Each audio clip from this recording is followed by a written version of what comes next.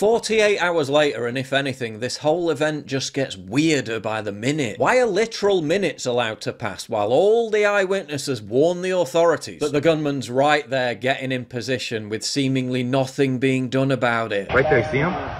He's laying down, see him? Yeah, he's laying down. Yeah, look, there he is. Because we have millions and millions of people. He's on the roof. He's right. We have people that Right should not be here, here. right on the roof. Built Bar TV put together this shocking sequence of events, highlighting the almost inconceivably slow response. If we was doing this job, I wouldn't even be doing this. I'd be at some beautiful place with the gorgeous ocean. The Look, they're all pointing. The Atlantic, maybe the Pacific. Yeah, someone's on top of the roof. Look, there he is right there. Right there, see him? He's laying down, see him? Yeah, he's laying down. And still I'm here with you fighting like hell to get a Senate. What's happening? And to make sure we take back the White House, because if we do, we're going to make America better than ever before. We're going to make it. Yeah, look, And it's there not he is. easy, because we have millions and millions of people in our country that shouldn't be here. Dangerous people, criminals. We have criminals. He's We on have the roof. He's drug right. dealers. We have people that Right should not be here, here. right on the And roof. it's much tougher than Up if now. it happened. You went We right have on the strongest roof, big border guy. ever. In recorded history, we're the best border. In fact, if they could ever put up a chart, I don't know if they can do it. Do you guys have access to that chart that I love so much? You don't mind if I go off teleprompter, do you? Because these teleprompters are so damn boring. I try and explain that. Oh, there's it. Wow. You guys are doing it. They're getting better with time. My guys, take a look at that chart. Take a look at the arrow on the bottom. See the big red arrow, right? So that's when I left office. That was the lowest point, and that comes right from the government services, comes right out of Border Patrol. Take a look at that. So that arrow is the lowest amount of illegal immigration ever in recorded history into our country. And then the worst president in the history of our country took over. And look what happened to our country. Probably 20 million people. And you know, that's a little bit old, that chart. That chart's a couple of months old. And if you want to really see something that says,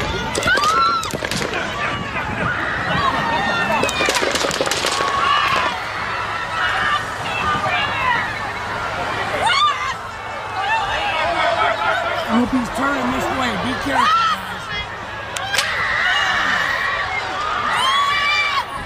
guys. Again, the snipers are literally trained on the guy, watching him before he takes his first shot. So why are they waiting for him to shoot? When all previous protocol and training dictates that you take him out before he's able to fire. Why does that civilian on a rooftop have a gun? I don't know, let's give him 3 minutes and see what he does.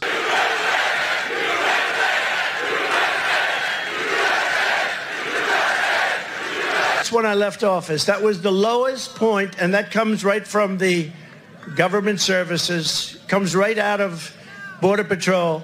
Take a look at that. So that arrow is the lowest amount of illegal immigration ever in recorded history into our country. And then the worst president in the history of our country took over. And look what happened to our country.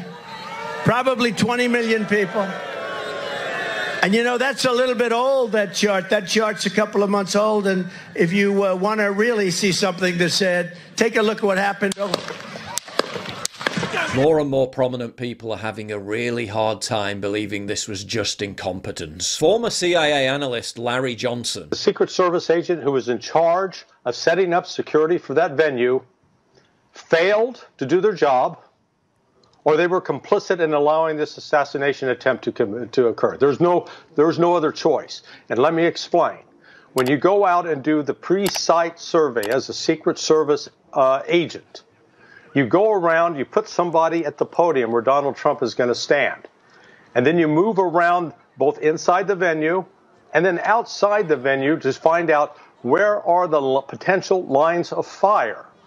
Once you identify those potential lines of fire, you are then supposed to post armed security personnel there with counter snipers. They didn't do that.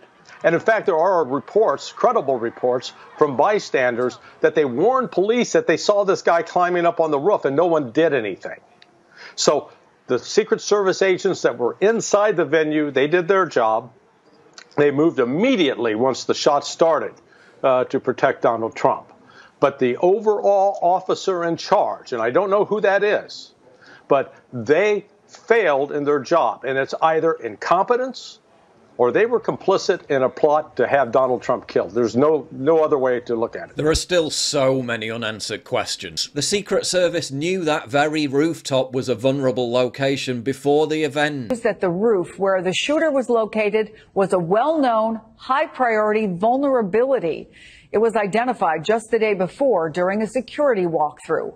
We've also just learned that there were 2 counter-sniper teams on site and that the counter-sniper did not need approval to shoot. One source telling NBC News that prior protocols were not followed. So how the hell is he allowed to slap a ladder on the side of the building, climb up it, position himself, and then fire on Trump? Now the Secret Service is laying the blame at the feet of local police for not protecting the perimeter. What? The shooter was about 150 yards away, well within the usual Secret Service perimeter, which according to former Secret Service Director Julia Pearson is 1,000 yards. But here's another thing I'm hearing from sources, that this subject, they had been monitoring him since he came in around that external perimeter area. This subject who was the shooter. They lost track of him apparently, and he was hiding in a building about 300 yards away. Folks, if they had this subject in their on their, say, their radar, that you had a potential threat, I think the questions right now are fairly obvious. Why was President Trump even on stage at that point?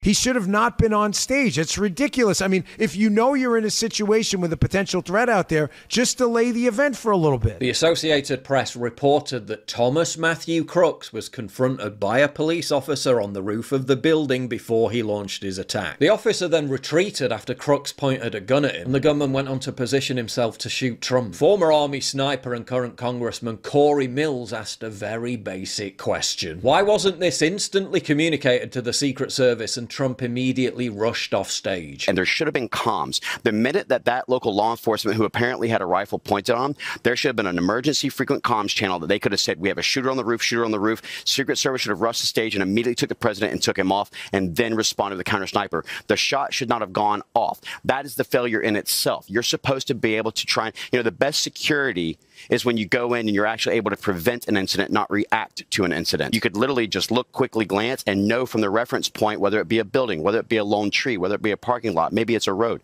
Bottom line is that this is massive negligence to the point of me speculating on what was intentional and what wasn't. If the building was identified as a vulnerable location, where was the aerial surveillance? Drones, helicopters? They've got a $3.2 billion budget. And there's nothing. An eyewitness who attended a previous nearby Trump rally 4 years prior. Every rooftop of every hangar had 3, 4, 5 guys on top of it with When guns. you say guys, snipers? Law enforcement with long guns on top? Long guns, okay. Yes, and even some of them in the sniper position. Just scanning everywhere. Expressed his utter shock at the patently lax security on show at Saturday's event. First thing I did when I got here yesterday was I did a complete look around at every rooftop. And I said to myself, that's strange. I don't see one cop, sniper, nothing. I don't see anything. And I just thought, that was kind of weird. And why do we know so little about the shooter? This is a 20-year-old guy. Where's his social media footprint? Why can't the much vaunted best minds at the FBI even get into his cell phone? Official is telling Fox they believe the shooter acted alone. We're also learning that they can't get into his cell phone.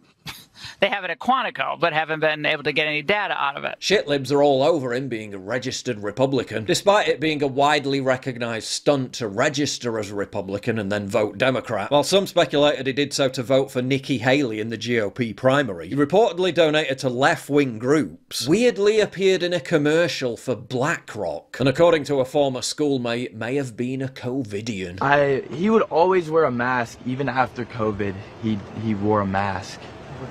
like a COVID mask, like even after COVID was over and all that. Yeah, I don't recall that many die-hard Republicans being into wearing COVID masks, do you? People are also asking questions about this woman in the crowd's reaction to the shooting, suggesting she was expecting it, smirking, and was more concerned about filming it than her own safety. Watch this shit, dude. Watch. Watch. She sits down. Yep. Watch this. Puts the sign up. Take a look at what happened. Shots go off. She's completely normal. And then watch. And then she's got her. What the fuck? What the fuck? People are freaking out. And she's filming. And she's just like right there. She's not even freaking the Yeah, I find that pretty hard to believe. You really think she'd be that confident in some 20-year-old loser who can't even shoot straight, not hitting her? People have some very odd reactions to scary situations, and they've been hardwired to whip out their phones when anything unusual starts to occur. We haven't received any satisfactory answers to any of the major questions. But don't worry, the FBI's hot on it. As soon as they manage to figure out the gunman's iPhone password, what are the biggest unanswered questions for you? Let me know in the comments down below.